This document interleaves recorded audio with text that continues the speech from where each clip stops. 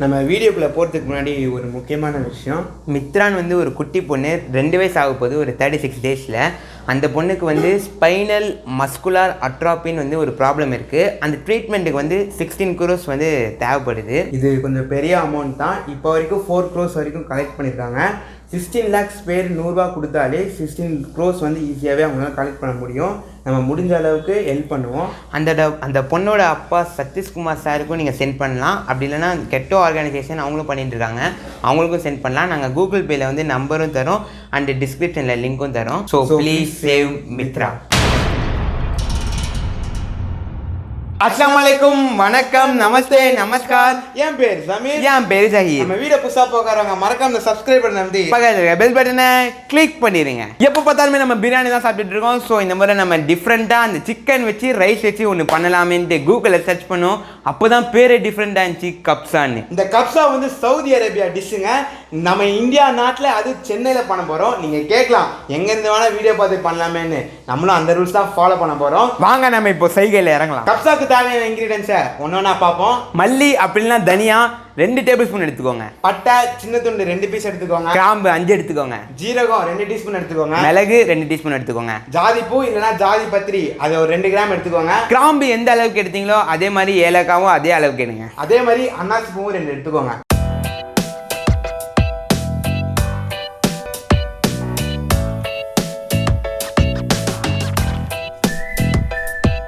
நம்ம எல்லாத்தையும் போட்டு வறுத்தாச்சு. இனிமேல் நம்ம இது உள்ளே போட்டுருவோம் மிக்சிக்குள்ளே. இப்போ இதை நம்ம நல்லா அரைக்கணும். ஆமாம், வாங்க அரைப்போம். இப்போவே செம்மையாக மணக்குதுங்க. ஆமாம், வேறு லெவல் அரோமாவாக இருக்குது. இனிமேல் நம்ம போட்டு செஞ்சதுக்கப்புறம் அப்படி இருக்கும். நம்ம ஆரம்பிப்போம் ப்ராசஸை. இப்போ அரைச்சி வச்சதை நம்ம போட போகிறோம் ஃபஸ்ட்டு. அப்புறமா வந்து உப்பு போட போகிறோம், தேவையான அளவுக்கு உப்பு. அப்புறம் நெக்ஸ்ட்டு இப்போ நம்ம மிளகாத்தூள் போட போகிறோம். இப்போ இஞ்சி பூண்டு பேஸ்ட், ட்ரை லெமனை இப்போ வந்து நல்லா லைட்டாக சீவி போடுங்க. இப்போ வந்து நம்ம மிக்ஸ் பண்ண ஆரம்பிச்சிடலாம். சரி குர்ரா, என்ன குர்ரா? சிக்கன் உடைய மசாலா எப்படி இருக்கு? சூப்பராக இருக்குங்க. இப்படிதான் சூப்பராக இருக்கு. அதை தவிர அவருக்கு எதுவுமே தெரியவே தெரியாது. நான் சொல்கிறேன் எப்படி இருக்குன்னு. நல்லா இருக்கு. இவரு என்ன மாதிரி பேசுறாங்க? அதாவது நம்ம வந்து ரைஸில் போட்டு எல்லாமே பக்காவாக ரெடி ஆனதுக்கப்புறம் எப்படி இருக்குன்னு கண்டிப்பாக சொல்கிறேன். இப்போ நம்ம பண்ணதை 1 மணி நேரம் ஊற வச்சுட்டு தான் அடுத்த ப்ராசஸ் நடக்கும். Meanwhile, இப்போ பார்த்தீங்கன்னா தம்பி வந்து பிளேட்டில் ஏதோ எடுத்துகிட்டு இருக்காரு. நம்ம இப்போ தம்பிக்கிட்ட கேட்கலாம். தம்பி நீங்கள் சொல்லுங்கள், என்ன பண்ண போகிறீங்க? இது வந்து டொமேட்டோ சட்னின்னு சொன்னாங்க, ஆனால் டொமேட்டோ சட்னி கிடையாதா அப்படின்னு சொன்னாங்க. அது மாறி அப்படின்னாங்க. அதாவது நான் இப்போ என்ன சொல்ல, தம்பி வளர்றாரு, என்ன பண்ணுறது, என்ன தெரியல. தம்பிக்கு என்ன சொன்ன வரேன்னு பார்த்தீங்கன்னா, இது 3த்தையும் பச்சையாக அரைக்கணும். அதாவது தக்காளி, பச்சை மிளகா, பூண்டு 3த்தையும் பச்சையாக அரைச்சி பச்சையாக சாப்பிட்ணும். அந்த கப்சாக்கு தொட்டு தம்பி 3த்தையும் போட்டு அரைச்சிட்டு வருவார். என்கிட்ட மைக் கொடுத்துட்டு போங்க. தம்பி நீங்கள் ஒரு வேலையை செய்கிறது இல்லை, சும்மா மைக்கை வச்சு வைங்கிறாங்கள.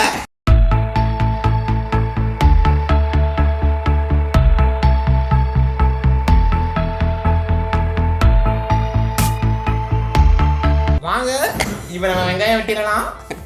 அத்தனை பேர் நல்லா சாப்பியாக வெட்டுறா.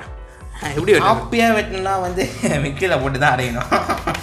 1 hour later. ஃபஸ்ட்டு நெய் ஊற்றுங்க, கொஞ்சமாக எண்ணெய் ஊற்றுங்க, 4 ஏலக்காய், 4 கிராம்பு, 3 பிரிஞ்சி இலை, கொஞ்சமாக மிளகு, வெட்டி வச்ச வெங்காயத்தை போட்டுடலாம்.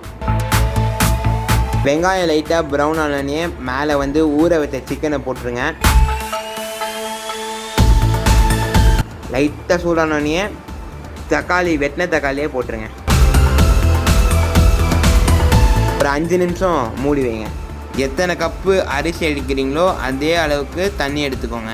அப்புறமா பச்சை மிளகா, லெமன்லாம் போட்டுக்கோங்க. தேவையான அளவுக்கு உப்பும் போட்டுக்கோங்க. அப்புறம் லைட்டாக கிண்டி விட்டுட்டு சிக்கன் வேகிற வரைக்கும் நீங்கள் வந்து மூடி வச்சுக்கோங்க. சிக்கன் வெந்தோடனே சிக்கனை மட்டும் பிளேட்டில் எடுத்து வச்சுருங்க. அதே தண்ணியில் அரிசியை போட்டு நல்லா வேக வச்சுருங்க.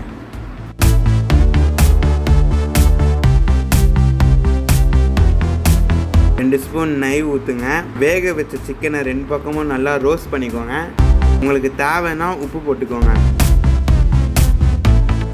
கப்சாக்கு ஃப்ளேவர் வர்றதுக்காக நெய்யை ஊற்றி மெல்ட் பண்ணிக்கோங்க. அப்புறம் நட்ஸு, பாதாம், கிஸ்மிஸ்லாம் போட்டு முடிச்சு விட்ருங்க.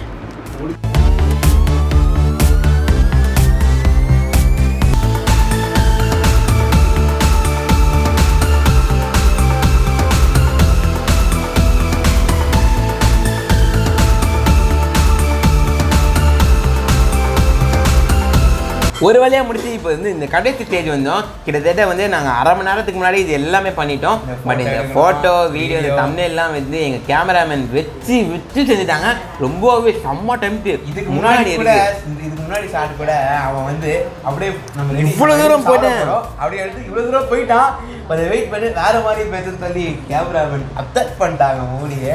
ரொம்பவே இந்த வாட்டி வந்து என்ன ஆனாலும் சரி இந்த ஷாட்டை சாப்பிட்டே ஆகணும்னு முடிவு பண்ணி தான் எடுத்துட்டு இருக்கோம். பார்த்து நம்ம இப்போ ரைஸை ட்ரை பண்ணலாம்.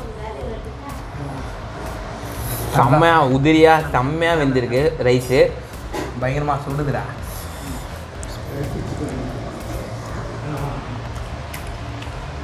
அப்படியே ஒரு மந்தீஸ்வருடைய இது கொடுக்குது. மந்தீஸ்வருடைய ஃப்ரெண்டு மாதிரி தான் இந்த கப்சா. இப்போ வந்து பார்த்தீங்கன்னா வந்து கப்சா சோறு வந்து கொஞ்சம் லைட்டாக இனிப்பாக இருக்குது. ஏன்னா வந்து அந்த நம்ம இது விதத்தோம்ல இந்த நட்ஸு, கிரேப்ஸ் அதெல்லாம் வந்து கிஸ்மிஸ் அதெல்லாம் வந்து லைட்டாக பட்டு இனிப்பாக இருக்குது. வழிலாம் ஒன்றும் இல்லை, பட் சூப்பராக இருக்குது ரைஸு. நெக்ஸ்ட்டு வந்து நம்ம பீஸை ட்ரை பண்ணுவோம்.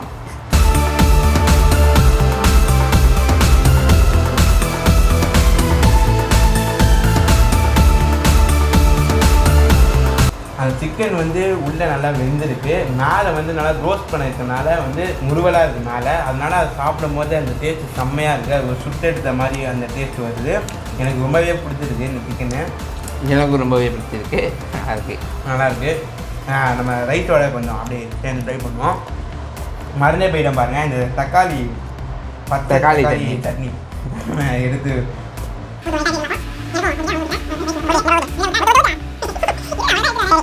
சரி அவ்வளோ சூடு. அப்பா அம்மா சூடு உள்ளேயே கை விட்டேன். அப்பா உண்மையாக சொன்னேன், இது வந்து செம்ம டேஸ்ட்டுங்க. வேறு லெவலில் எனக்கு ரொம்ப பிடிச்சிருங்க அந்த தக்காளி சட்னி. நல்ல வேலை காரம் வந்து இன்னொரு பச்சை மிளகா கூட ஆட் பண்ணால் நினைச்சோம். பட் ஆனால் ஆட் பண்ணல, நல்லா தான் போச்சு. இல்லைனா வந்து காரம் இன்னும் ரொம்ப அதிகமாக இருக்கும். அந்த தக்காளி டேஸ்ட் அப்படியே தெரியும். கரெக்டாக டாமினன்ட் இருக்குது அந்த ரைஸு கூட அந்த தக்காளி சட்னி. எனக்கு ரொம்பவே பிடிச்சி போயிடுச்சு. அப்போ கன்ஃபார்மாக உங்கள் வீட்டில் நீங்கள் ட்ரை பண்ணுங்கள்.